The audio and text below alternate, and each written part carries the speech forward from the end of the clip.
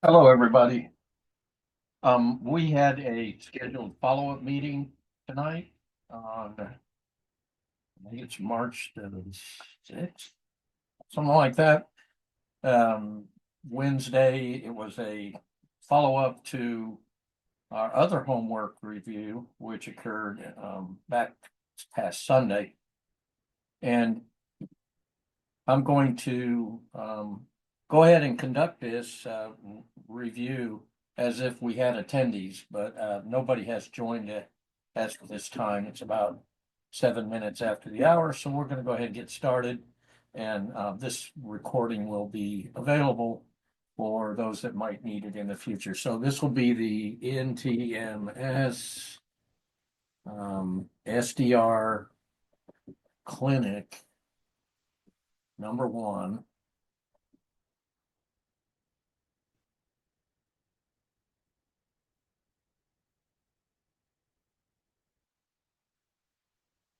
And so we'll just change the view here. I will make a few drawings here through the meeting, but let's go back to the actual homework assignments and what we did in clinic #1. So what we did was we had a set of instructions that we shared with how to create Ubuntu and Dragon OS USB sticks so that you can have an environment. And then you were to go to this link here and download these various flow graphs, GNU radio flow graphs. And then there were some additional ones if you actually have an SDR radio. And then we'll start with this first one, the complex signal plot. This is the first of the homework items. And this is the actual file label is complexplots.grc. And you would open that in GNU Radio and then run the graph, which you can do by clicking the arrow right that's on the top apron menu area, or you can do a run execute, or you can press F6. And when the plot diagram's open, the frequency slider is set to 1.000. This is 1 hertz. And it's a setting that's in the configuration of the block, the signal source block. So we'll do that, and then we're going to look at the lower constellation plot. This is the GNU radio equivalent of the unit circle. And we want to see and identify what direction the dot is moving in that constellation plot. And then once we identify that clockwise or counterclockwise, we're going to change the frequency from +1 hertz to -1 hertz. So let's go ahead and pull that up. I've already got the flow graph loaded, and we'll execute, and here is the run button. Or like I said, you can go to run and execute. That's the same thing. Or you can press F6. Now, before we go, just to go over this one more time, these blocks right here that I'm highlighting, they represent the active flow graph. So we click run, we will have samples coming out of this signal source of the complex type. We'll open that up and look at that. They're type complex, which is just 2 numbers. The first is the real number, the second is the imaginary number, and then it will be a cosine leading complex signal. You could pick sine or cosine, but for this exercise, we're going to use cosine. And we'll get a lot more into that. The amplitude is going to be set to 1, and the frequency is controlled by a variable named freq, which is back over here to the far left. And it's going to start with a value of 1, which is in hertz. So that's 1 hertz. And it will range from -10,000 hertz or 10 kilohertz to a +10 kilohertz. All right. So there is that. We have to go through a throttle. There'll be more about the throttle, but basically it just keeps the CPU from being too stressed out. You can pull up your whatever your favorite performance monitor tool is on your PC, and you'll be able to see the effect of what the flow graph effect is having on the CPU. The throttle is required when there's no real radio or a true source or sink that would limit the flow in or the flow out, which would then govern the overall CPU usage. Now we've got two instrumentation blocks here. One is called the time sync, which is like an oscilloscope. So the x-axis is time, and we'll see the signal oscillation through time. And the other is the constellation sync, which I mentioned is GNU Radio's representation of the complex plane. A lot more about that later. You see all these blocks down here that are gray. They are gray because I have clicked disable on them. So it turns them gray. Now, if we highlight all of them with left click mouse and drag, and we press the E key, it will enable them. But I'm going to disable them, and we'll run them later. So let's go ahead and run this and go through the exercise. So now it's been told to run. And here is the plots. Now, I have turned on the stem plot for this top graph because it makes it a little easier to identify a thing later. But now here's the constellation plot, so we can see that it's obviously rotating in the counterclockwise direction. It's going around and around to the left here. So if we change the frequency from +1 to a -1, I put my glasses on to do that.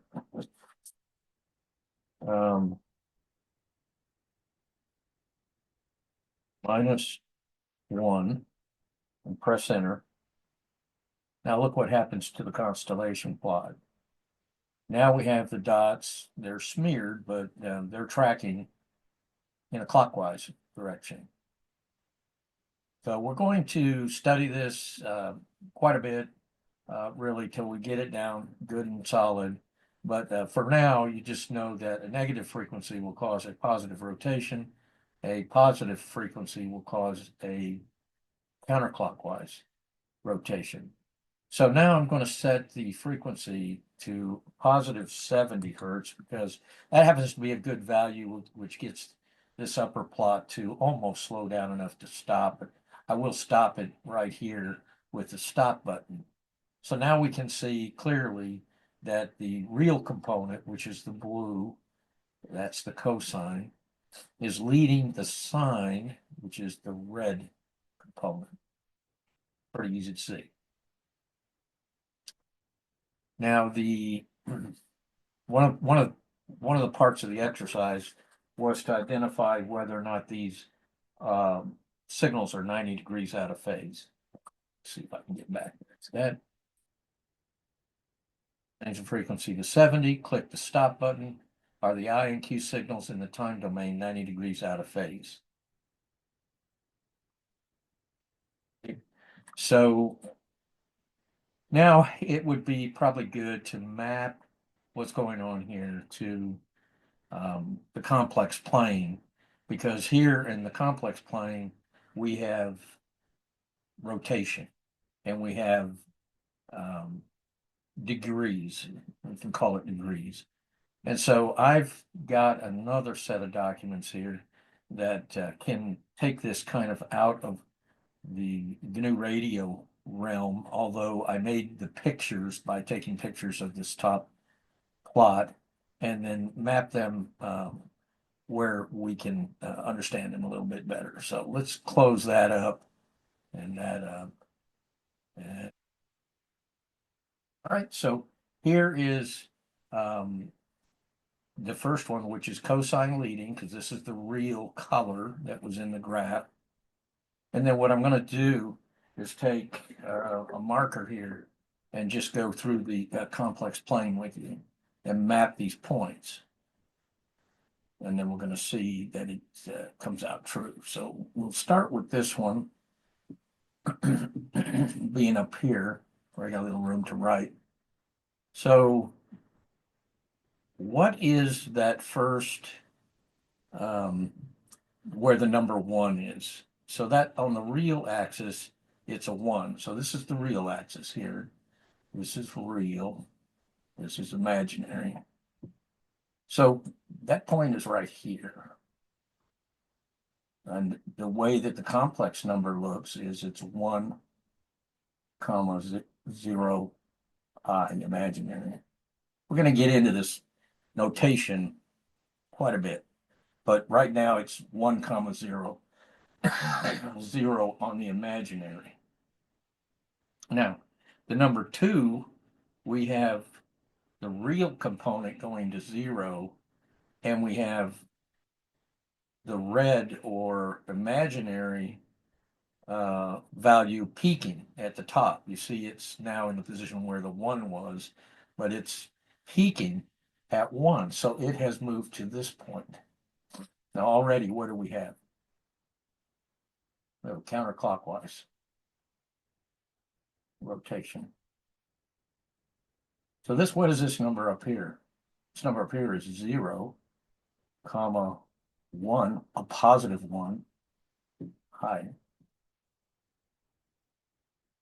So you might guess that the 3 is a negative 1, comma 0, I. So it's this point. What do we have? Continued counterclockwise rotation. And number 4, we have the imaginary peaking. Now the red is peaking -1. So we know the second number is -1I. And the first number, the blue real component, has crossed the 0 line, or is crossing the 0 line. So the first number is 0. So that's our complex number. There's our point. And if we keep doing this, we'll just continue to see this thing spin counterclockwise. Now, let's go to the other example. Now the red is leading the blue. So how did we achieve that in GNU radio? We achieved it by changing the frequency to negative. So now let's do this again down here. We're starting off with the imaginary component cresting at a value of 1. That has to be this peak, this point. And the blue is at 0 on the 0 cross under the 1. So this, what's this complex number? 0, 1, imaginary.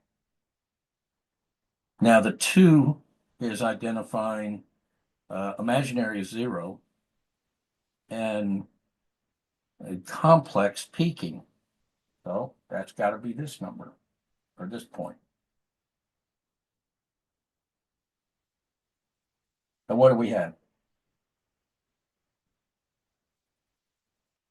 Starting the clockwise rotation. No surprise, right? And if we continue on, to point 3 has imaginary peaking on the negative side. So the second number is -1I. First number is 0. And the number 4 has the real component, the blue component, peaking -1. So the first number is -1. The second number is 0, imaginary. Now, if we look at these, let's just concentrate on this one.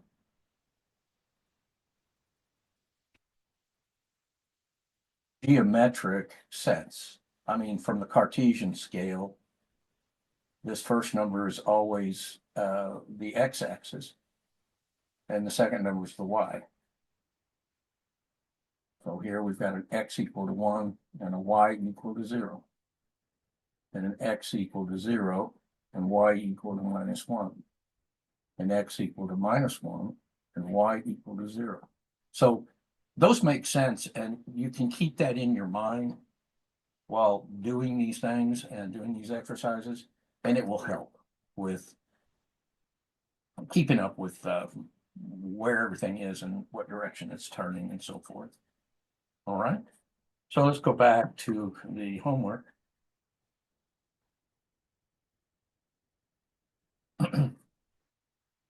Close the plots, enable the add and complex conjugate blocks by selecting and touching E. And so let's do that.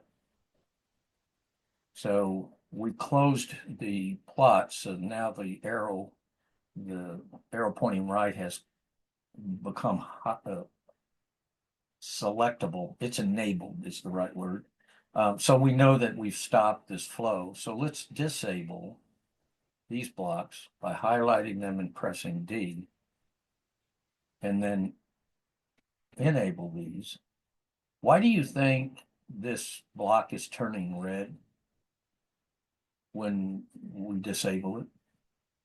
Well, we can open it up and it'll have a message. Well, it's supposed to have a message. It doesn't have a message. But I know why it's a problem, because this freak has no place to go. And that's the frequency for the signal source. But when we highlight all this and then press E, now we have another flow graph that we can run. So we'll click run. Our plot, I'll start erasing my board so we can look at pictures.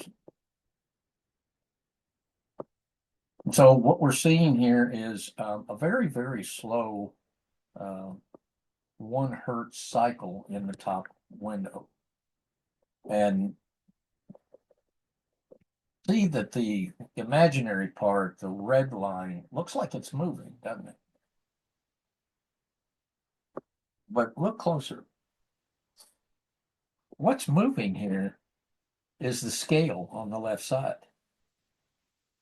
I mean, the blue and the red line are moving in this white square here, the plot area. But the real thing that's moving is this range.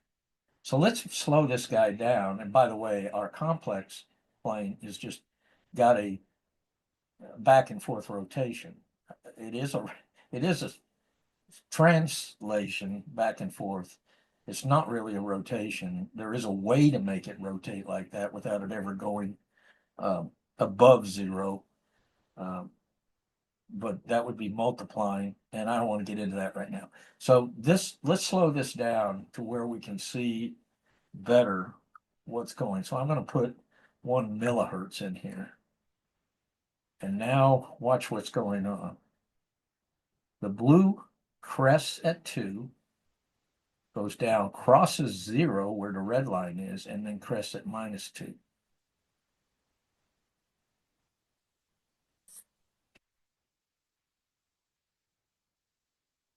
So the imaginary line's not really moving at all.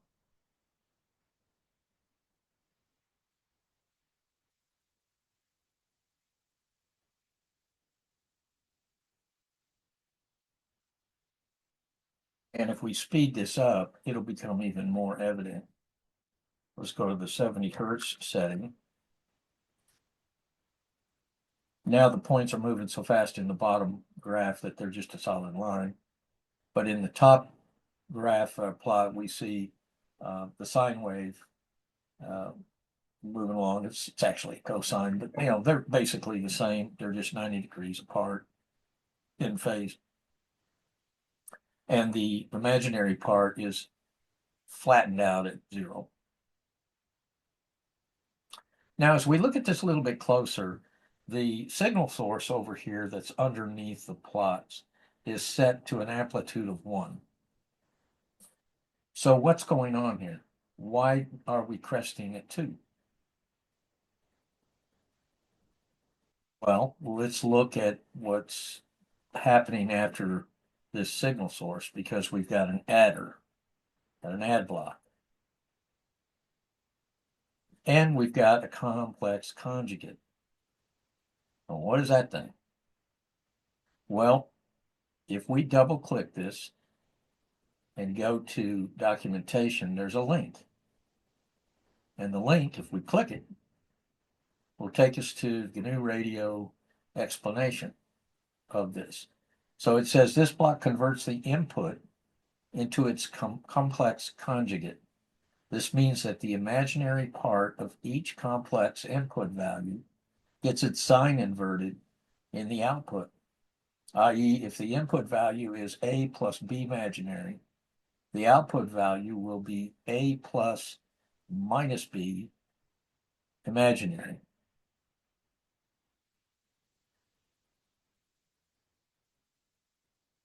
So it flips the sign.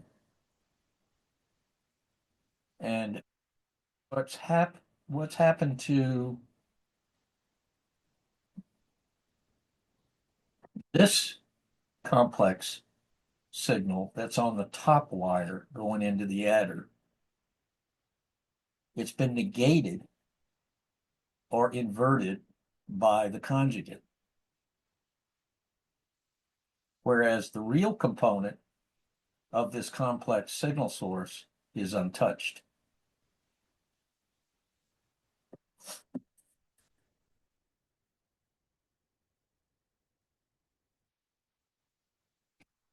So let's look at a couple of examples. This may become a little clearer when we get the math behind it. And so out of the signal source might come, so I had an example here that would, I don't know if I'm going to be able to follow this or if I can just write it out longhand. But out of the signal source would come at, let's say, 0, minus 1. There's two such signals because it splits. One of them goes into the adder direct, and one of them goes through the complex conjugate. So this one arrives untouched, 0, minus 1. But this one goes through the complex conjugate, and after the complex conjugate gets a hold of it. In other words, it comes input like this, but what does it go output? It goes output like this. Now, when this arrives at the adder, it's like this. So what does this give us? These two cancel each other. We end up with 0, 0. So you can do this in all the combination of permutations, and you'll find that this is always 0. This number here is always 0. Whereas this one will rotate and continue, it's one, well, it won't rotate, but it will become 1 and 0, 1 and 0. And that's what's making the line move back and forth on the complex plane. It's moving from here to here to here to here. Well, that's the 1. That's the minus 1. But this second value, which is the imaginary, is always staying at 0. It never lifts up and gets around this circle or comes off of 0. So there's probably a little bit more we can learn in there. It's amazing how much you can get out of just simple block like this. But if we, one thing we can do is just take out the adder. So disable that. Now, as soon as I do that, the throttle has a problem because it has no input. So I have to wire this conjugate into it. Now, this is a little tricky to follow, but basically, without an add or an offset, this is just going to flip the sign as we said, but what it's going to do is put the sine ahead of the cosine. It's going to put the sine ahead of the cosine. Now we could go back if we had to and look at this again. It's going to turn this, make this happen. And it's going to be because what normally would be a negative is going to be a positive here, like this one is. What normally would be a positive is going to end up down here as a negative. So just adding this complex conjugate to the flow of samples coming in here and then going through and then, coming out on the instrumentation, is doing nothing more but turning this cosine into a sine. I would call it sine leading signal. So here we'll run it.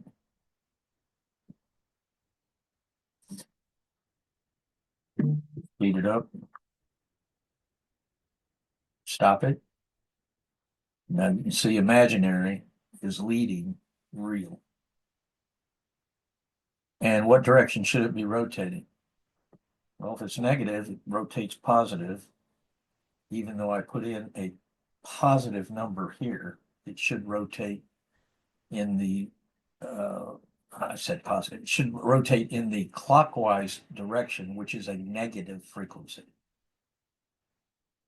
I pressed enter so you can see that the actual frequency is negative. I don't lose you here.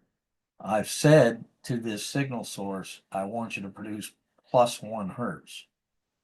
But what's coming out of the throttle after this work here, the conjugate has been applied, is a negative frequency.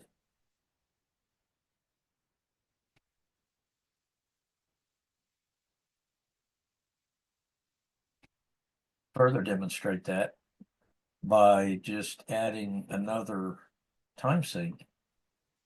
So I'll copy that one, paste it, that one. Here's the other one. And just take the output here straight into here. Now this is the original cosine complex. This one is after the conjugate. Name.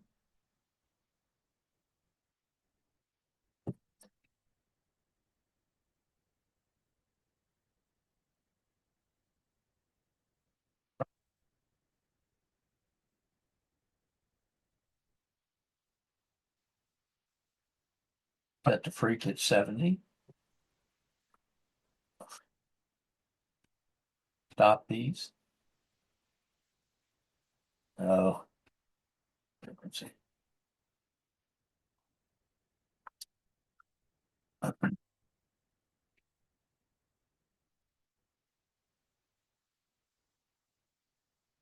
Stop that one, and then I'll have to scroll up, enlarge the screen.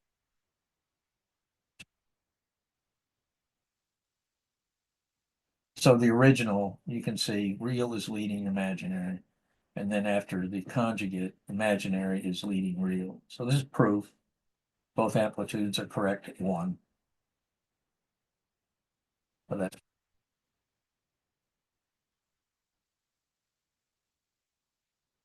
okay. Back to the homework.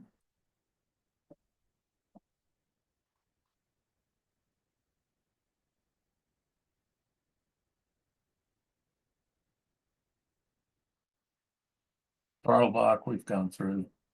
Now we have the complex plots. So that's a different flow graph that you would download. And I have it right here on this tab. So there's quite a bit more on this one in terms of flow graph. There's also an audio sync, and I've got that turned off right now.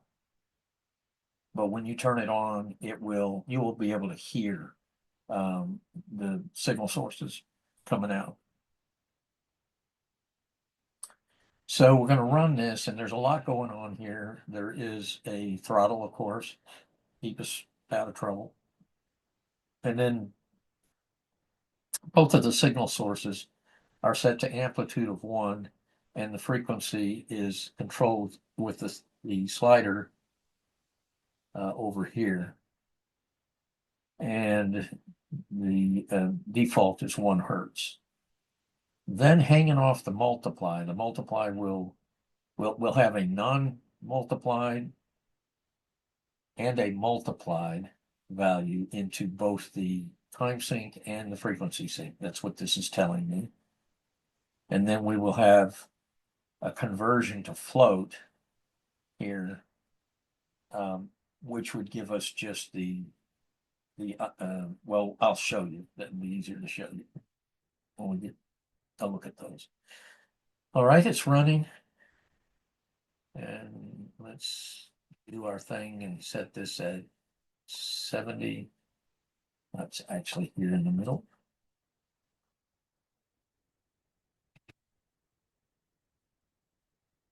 Okay, so one of the things to note here is that as the reel reaches, like, say, 0, the Q is trying to catch up. So I is leading Q in this case, and it should. So you can see these, like here, this one's getting to 0. This one is still at -1 and climbing. So obviously, the second one's trying to play catch up to the first. I can put it that way. Then the 2 complex in the time domain, these are frequency domains down below, but you can see that there's a higher set of frequencies here. That would be like the green and the black that are traveling across. And then there's a lower frequency with the blue and the red. So this is a positive frequency because we have blue in the lower frequency set. We have the blue leading the red. Now, what if we change this to -70? Then now you can see that red is leading blue. Red is leading blue. So we flipped the frequency to negative. And then down here in the real outputs, I think these are better to demonstrate at a much higher frequency. Let's use, actually, let's use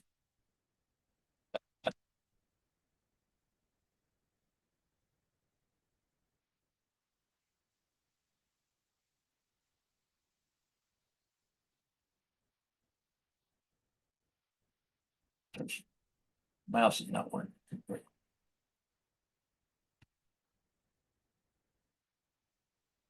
Every time I get it. All right, so let's look at it a piece at a time. Here are the symmetrical real outputs, and you can see that they're multiplied because this one, if you hover over it, you'll see that it's at positive 8 kilohertz, and this one is at -8 kilohertz or thereabouts. Then down here, this other set that's labeled complex, there's one signal at 4 kilohertz, and there's another one at 8. So let's close these plots and go back and look at this. Now we were looking at the lower graph is right here, complex and time domain. So it's tracking a multiplied version and a non-multiplied version. That's why we saw one at 4 kilohertz and one at 8. So that's the observation there.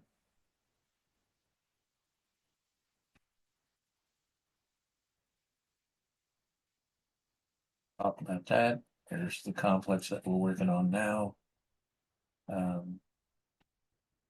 It determined that they're 90 degrees out of phase.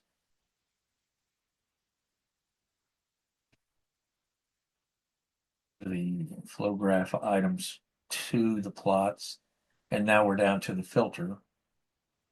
So we had a filter to download, and then we were going to run that flow graph and observe the transition width and cutoff frequency slider behavior on the filter output.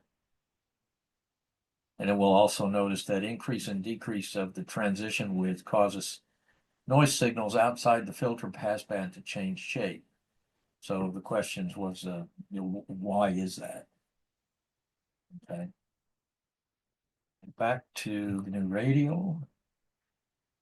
And we've got the filter demo over here on the first tab. So this one's pretty simple. It's a Gaussian noise source. There's a lot that can be learned here, but we're going to keep it very brief and simple. It's got a low pass filter defined with a cutoff frequency of 10 kilohertz. So that would cut off everything, besides the transition width, which has to be specified, but roughly cut off everything plus and minus 10 kilohertz off of center. And then throwing that into a frequency domain type of sync to take a look at it. So I'll run that. So this is how it opens with the default settings. And you can see the skirt here is defined as, that's the transition width, and that's defined as 1000 hertz. So that would take us from this edge here, which is 9, well, there's 10 kilohertz. So 10 to about 11. It's down around here is where the 11 is. So that's the transition width. Now, if we were to increase this transition width, making the filter, not responsive until it gets all the way down here. In other words, signals could get through on this dB scale. They would be, this span right here goes all the way from, you can read it right with the mouse, down 50 to down 100. So that's a bunch. That's 5 orders of magnitude or 5 decimal places, depending on how you want to look at it. So that's quite a bit lower signal that's going to get chopped off down here. And these are going to be allowed to pass. But the homework question was, why do we have this funny shape in the passband? I'm sorry, the cutoff area. So I can only count 1, 2, 3, 4 of these legs, maybe 5 if you count that one. 1, 2, 3, 4, 5. But if I tighten this up, this transition width, I get so many I can't count them. And then you just keep going and it just blends into nothing. So what's going on here? Well, these are called taps, and they define the amount of suppression or attenuation that you wish for the filter. And you can vary these, naturally, as you can see I'm doing. As a side mention, we can change the passband to here, the cutoff frequency. We can go clear out like that. That's 15 kilohertz, or we can have a real narrow filter that would be very tight. This is down in the 3000 or 3 kilohertz, 2 kilohertz, all the way down to 1 kilohertz. Now, I just want to point out that the filters have some impact on your CPU. So I'm going to pull up, this is a Windows machine. I'm going to pull up the task manager.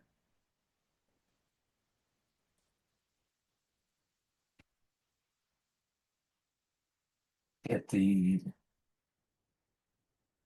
trying to look at the CPU. I think it's that one. Okay.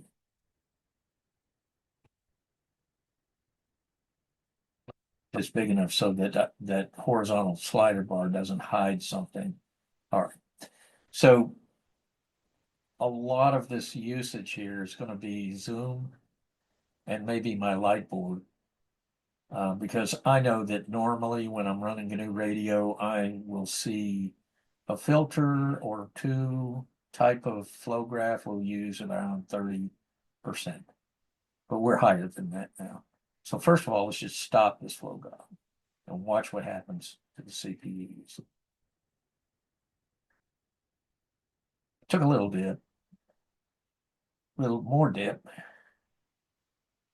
So now we're down around 20% usage. Now let's run this again. I'm going to have to move this to get to the button. It's been told to run. And you can see at the point where I asked it to run, it jumped up.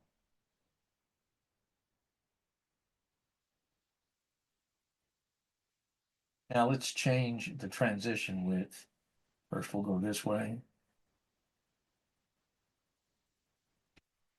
So the CPU power being used. And let's go fast. We'll go back to the other direction. Took a little bit of a spike, but not, that's not usually a spike, it's more of a small speed bump. And now it seems to have settled back down. And once again, we'll close and observe the CPU using.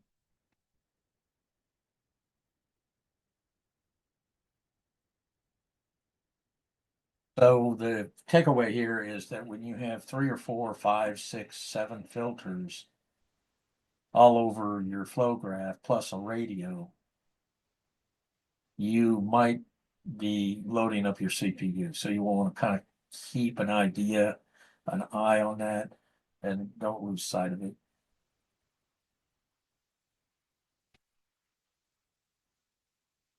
I did have a question mailed in from Steve. He has several questions. I know one of them I want to answer right now, and that is that he asked about what causes the 90-degree out of phase, and that would refer to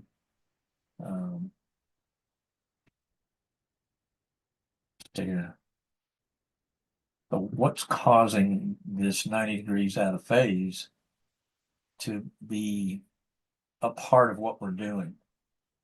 Well, it's the design of the quadrature sampling, and it's done on purpose because if these were 180 degrees apart, they would not be so useful because it's the same signal.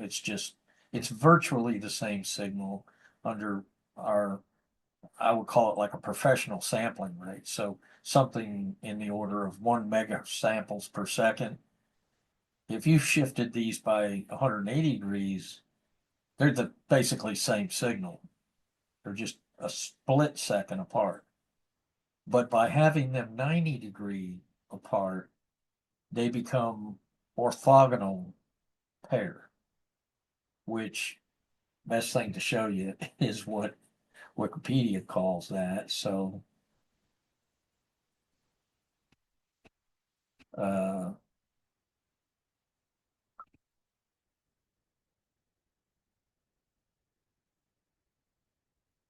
diagonality of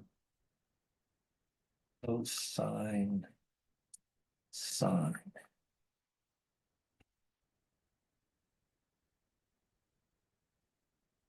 It's got to do with the sample of both of the signals will always bring it to an inner product of 0.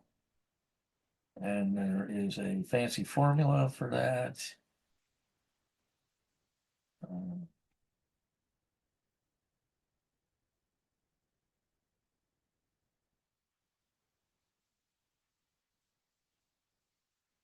All these videos.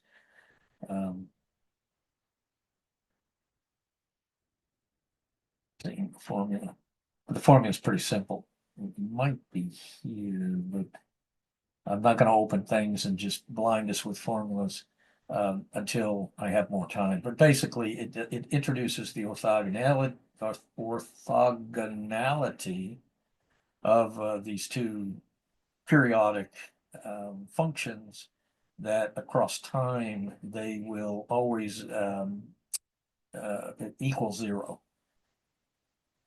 And it's the only way they will equal 0 is if they're 90 degrees apart.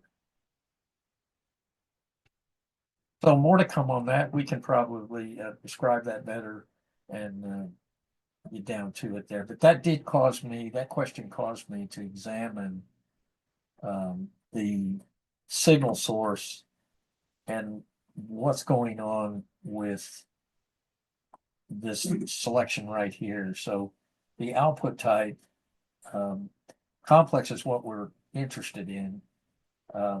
These others would just not be big enough, to handle the kind of work that we're going to do. They're not large enough in storage size. But then when you select complex here, you get a lot of different values here. A constant would just be a straight line, it'd just be a signal that has no variance to it. And sine, which would mean the sine is leading the cosine, and cosine, which means the cosine would lead the sine. So these are given. They're going to be in a complex number.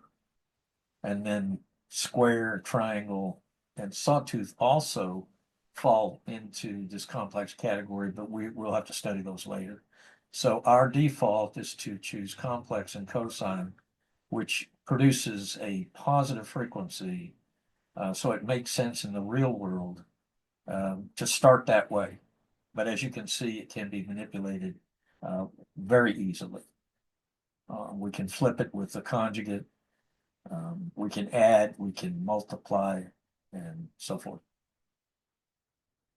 So that's all I have for today. And if you are running into trouble with getting set up or having some problems with the blocks, then just please email me, km5po@aol.com, and I'll try to help you. And good luck with your SDR radio adventure. And thank you for coming in tonight or watching this video at a future date. Bye-bye all.